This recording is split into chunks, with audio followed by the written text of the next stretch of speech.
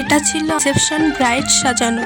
তো সকাল সকাল বেরিয়ে পড়েছিলাম, বাইক নিয়ে যাব বলেই ঠিক করেছিলাম। তাই গাড়িতে আগে থেকেই একটু তেল ভরে নিলাম, যাতে আমাদের রাস্তায় কোনো প্রবলেমে পড়তে না হয়। এদিকে আমরা বেরোবো আর রেলগেটে গেট পড়বে না, এটা তো হতেই পারে না।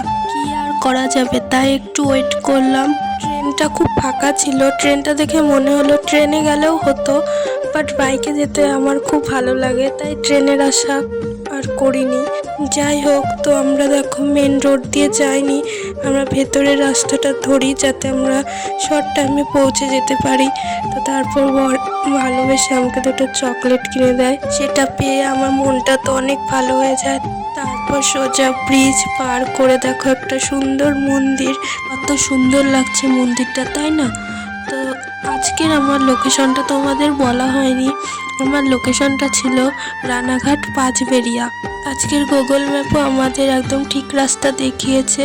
তো আমার বর নিজেকে গুগল ম্যাপ মনে করেছিল কিছুক্ষণের জন্য, তাই অন্যদিকে ঢুকে গেছিল।